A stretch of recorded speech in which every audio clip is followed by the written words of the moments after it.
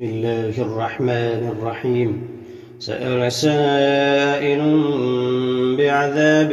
واقع للكافرين ليس له دافع من الله ذي المعارج. تعرج الملائكة والروح إليه في يوم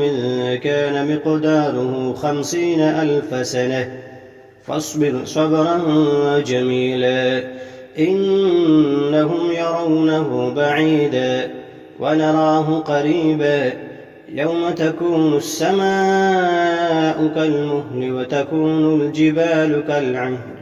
ولا يسأل حميم حميما يبصرونهم يود المجرم لو يفتدي من عذاب يومئذ ببنيه وصاحبته وأخيه وفصيلته التي تؤويه ومن في الأرض جميعا ثم ينجيه كلا إنها لظى نزاعة للشوى تدعو من أدبر وتولى وجمع فأوعى إن الإنسان خلق هلوعا وإذا مسه الشر جزوعا وإذا مسه الخير منوعا إلا المصلين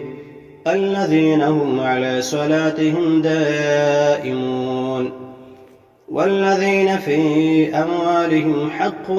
معلوم للسائل والمحروم والذين يصدقون بيوم الدين والذين هم من عذاب ربهم مشفقون إن عذاب ربهم غير مأمون والذين هم لفروجهم حافظون إلا على أزواجهم أو ما ملكت أيمانهم فإنهم غير ملومين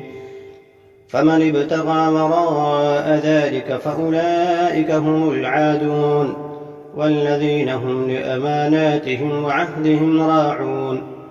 والذين هم بشهاداتهم قائمون والذين هم على صلاتهم يحافظون أولئك في جنات مكرمون فما للذين كفروا قبلك مهطعين عن اليمين وعن الشمال عزين أيطمع كل امرئ منهم أن يدخل جنة نعيم كلا إنا خلقناهم مما يعلمون فلا أقسم برب المشارق والمغارب إنا لقادرون على أن نبدل خيرا منهم وما نحن بمسبوقين فذرهم يخوضوا ويلعبوا حتى يلاقوا يومهم الذي يوعدون يوم يخرجون من الأجداث سراعا كأنهم إلى نصب يوفضون